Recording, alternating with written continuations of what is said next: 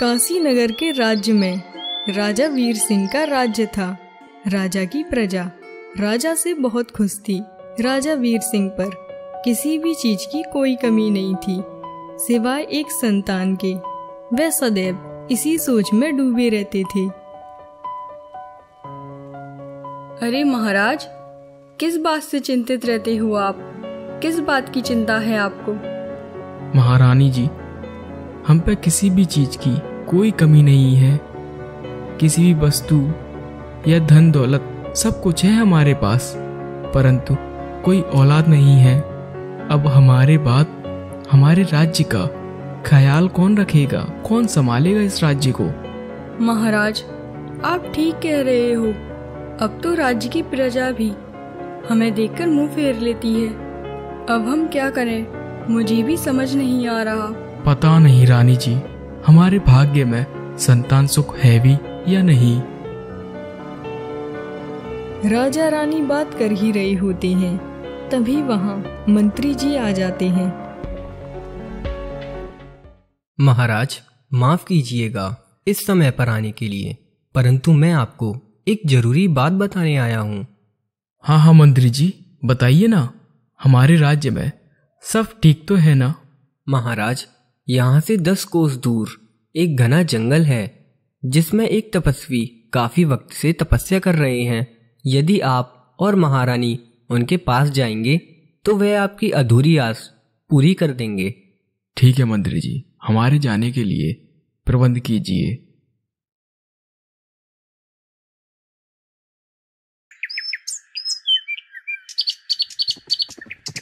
अगली सुबह महाराज महारानी के साथ जंगल निकल जाते हैं और उन्हें पहुंचते पहुंचते दोपहर हो जाती है।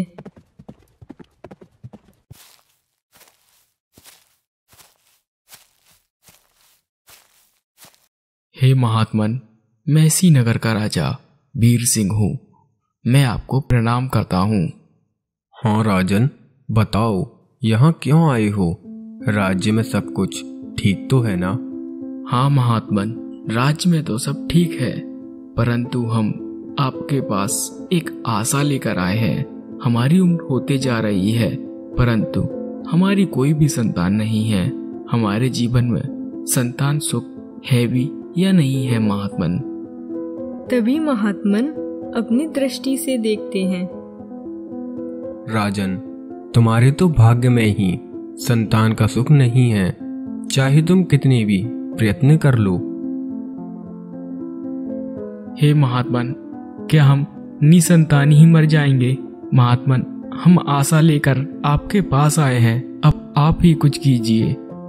ठीक है राजन, मैं तुम्हें अपनी तपस्या के आधार पर एक पुत्र तो दे दूंगा, परंतु वह जवान होने के बाद ही मर जाएगा। जी महात्मन, हमें स्वीकार है। यदि थोड़े दिनों के लिए ही ठीक, कम से कम हमारे सर से निसंतान का तो कलंक मिट ही जाएगा ना। ठीक है, आज से ठीक 9 महीने बाद तुम्हारे घर एक पुत्र का जन्म होगा, परंतु उसके जन्म के बाद ही तुम्हें अपने राज्य में भगवान कृष्ण का एक मंदिर बनवाना होगा। ठीक है महात्मन जी। और जिसके बाद वह वापस अपने महल लौट आते हैं। और ऐसे ही समय बीतता गया। राजा के घर 9 महीने बाद एक पुत्र का जन्म हुआ। बधाई हो महाराज, काफी समय बाद आपके घर एक राजकुमार ने जन्म लिया है। हाँ मंत्री जी, जाइए आप राज्य में सभी को धन, अनाज और वस्त्र बंटवाइए, और हाँ, हमारे राज्य में एक ठाकुर जी का मंदिर भी बनवाइएगा। जी महाराज, जो आज्ञा।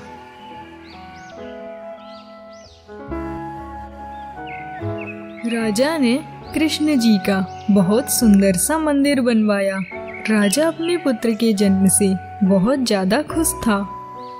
हाँ तो ब्राह्मण देवता, बताइए हमारे पुत्र का क्या नाम होगा? महाराज, इनका नाम हम भानु प्रताप रखेंगे। यह बहुत बुद्धि के तेज होंगे। अरे ब्राह्मण देवता, नाम तो तुमने बहुत ही अच्छा रखा है। इसी खुशी में हम आपको अपने राज्य में नए बने कृष्ण मंदिर के पूजा पाठ, देखरेख आदि के कार्यभार सौंपते हैं। आज से उस मंदिर का दायित्व हम तुम्हें देते हैं। तुम रोज उसकी सुबह शाम पूजा पाठ करना। जी महाराज, जो आज्ञा।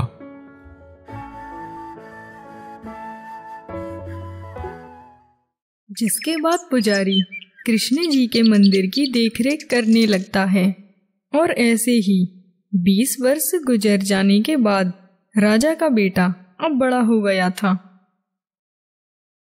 महाराज, आपको याद है ना, उन साधु जी ने कहा था हमारा बेटा जवान होते ही मर जाएगा। हम इसी बात से बहुत चिंतित हैं। हाँ रानी जी, हम भी इसी बात को लेकर बहुत दुखी हैं। क्यों ना हम अपने राजकुमार की शादी किसी राजकुमारी से करवा दें, जिससे उनके जाने के बाद उनकी संतान तो रहेगी ना। आप ठीक कह रहे हैं महाराज, यही सही होगा। तो ठीक है, कल हम अपने पंडित जी से बात करने जाएंगे। तभी वहाँ युवराज भानु प्रताप आते हैं। किस बारे में बात करोगे आप पंडित जी से? अरे युवराज, आपके विवाह के बारे में। अब आप बड़े भी तो गए हो, आपका विवाह भी तो करवाना है। इतनी जल्दी नहीं माँ, अभी तो हमें और राज्य के कार्यभार संभालने हैं। अरे बेटा, ये तो शादी के बाद भी संभाल सकते हो। हम आपकी एक भी नहीं सुनेंगे।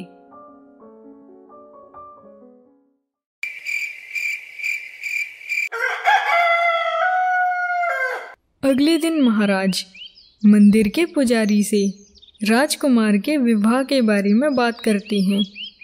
हाँ महाराज, हमारे नजर में एक राजा तो हैं जिनकी पुत्री विवाह योग्य है, परंतु वे आपकी तरह इतने धनवान नहीं हैं।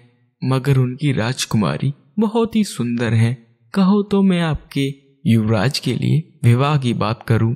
हाँ हाँ पंडित जी, आप बात कीजिए युवराज के बारे में और हमें बताइए। राजकुमार का विवाह उसी राजकुमारी से करवा देते हैं।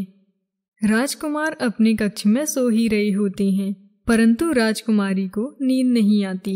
अब तो आप बहुत खुश हो ना, आपके युवराज की शादी जो हो गई है। हाँ महाराज, आज हम बहुत खुश हैं। अरे, राजकुमार तो गहरी नींद में सो रहे हैं, पर मुझे तो नींद ही नहीं आ रही। और राजकुमारी की नजर राजकुमार के ऊपर रखी तलवार पर पड़ती है। अरे वाह, कितनी सुंदर तलवार है, इसे हम निकाल कर देखते हैं। राजकुमारी तलवार को निकाल ही रही होती है कि तलवार की चमक राजकुमारी की आंखों में पड़ती है। राजकुमारी के हाथों से तलवार छूटकर राजकुमार की गर्दन पर पड़ती है, जिससे राजकुमार की मृत्यु हो जाती है। हे भगवान, ये मुझसे क्या हो गया? मैंने अपना ही सुहाग अपने हाथों से मार दिया। मुझे माफ कर देना, मैंने ये जानबूझकर नहीं किया। मुझे इस बात को सबसे छुपाना ही होगा। यदि मैं ये बात सबको बता दूंगी तो मेरे माता पिता और सास ससुर को कलंक लग जाएगा, इसीलिए मुझे ये सब छुपाना ही होगा।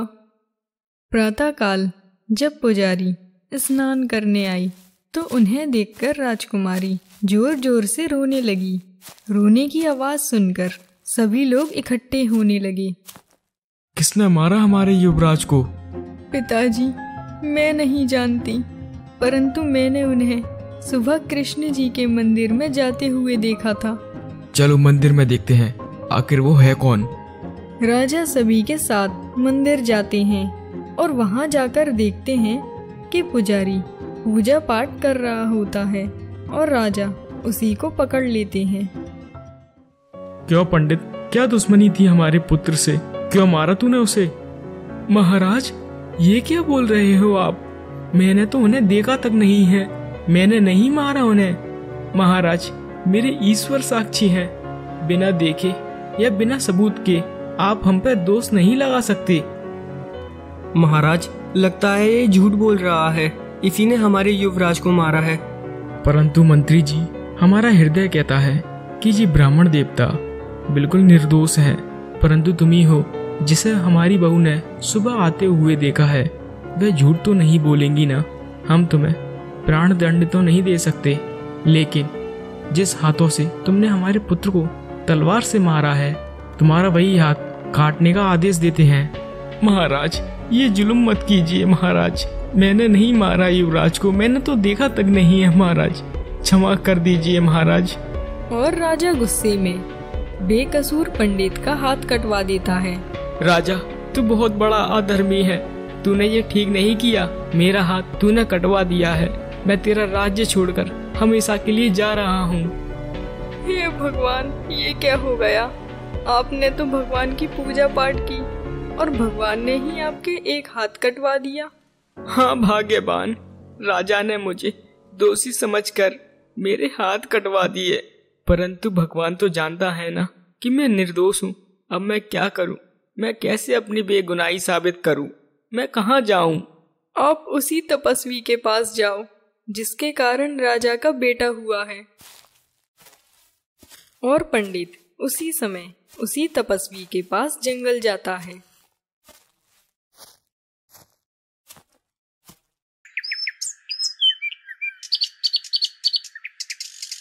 माता जी, ओ माता जी, तपस्वी कहाँ हैं? मुझे उनसे जरूर ही मिलना है, वह कहाँ गए हैं? तपस्वी की पत्नी क्रूरता से कहती है, मुझे नहीं पता, यहीं कहीं मर रहा होगा। वो तो अपने ध्यान में मग्न रहता है, उसकी वजह से हमको परेशानी होती है। जरूर ही तपस्वी के घर में बड़ी परेशानी है, पहले मैं इन्हीं के बारे में पूछूंगा। थोड़ी देर बाद ही तपस्वी जंगल से वापस लौटता है। बोलो ब्राह्मण देवता, कैसे आना हुआ? मैं यहाँ अपना प्रश्न लेकर आया था, परंतु अब मैं पहले आपके बारे में पूछना चाहता हूँ। आप इतने शांत स्वभाव के हैं और आपकी पत्नी आपके बारे में इतना भला बुरा बोलती है, आप उनकी बातें कैसे सुनते रहते हो? इसके पीछे का क्या कारण है? ये सब तो हमारे पूर्व जन्म के कर्म होते हैं। जैसे आज हम कुछ गलत कार्य करेंगे तो हमें कल उसका फल भोगना ही पड़ेगा। अगले जन्म में मैं कौवा था और मेरी पत्नी एक हिरन थी जिसकी पीठ पर एक फोड़ा था और उसमें कीड़े पड़े हुए थे। मैं अपनी चोंच उसके फोड़े पर मार के कीड़े खाया करता था, जिसके कारण उसे बहुत कष्ट होता था। और एक बार मैंने इसके फोड़े में बहुत जोर से चोंच मारी, जिसके कारण मेरी चोंच इसके फोड़े में ही फंस गई। मैंने अपनी चोंच को निकालने का बहुत प्रयास किया, परंतु मेरी चोंच फिर भी नहीं निकली और ये दर्द के मारे इधर उधर भागने लगी और आखिर में गंगा नदी में गिर गई। फिर भी मेरी चोंच इसके फोड़े से बाहर नहीं निकली और हम दोनों गंगा में ही मर गए। गंगा में मरने के कारण ये इस जन्म में पंडितायन बनी है और मैं तपस्वी पंडित।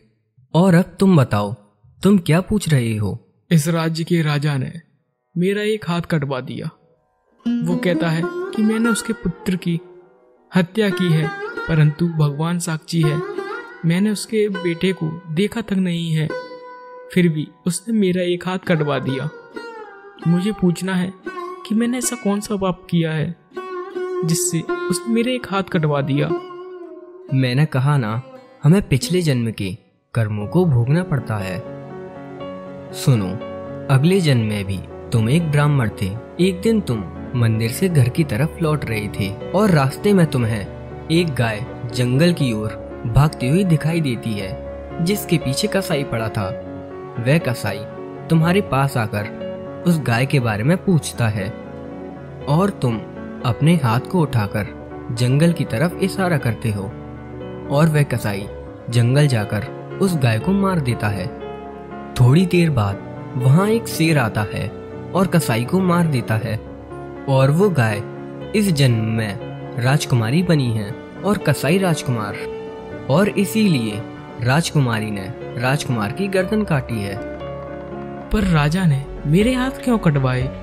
मैं तो निर्दोष हूं ना। क्योंकि तुम वही पंडित हो जिसने अपना हाथ उठाकर गाय की तरफ इशारा किया था।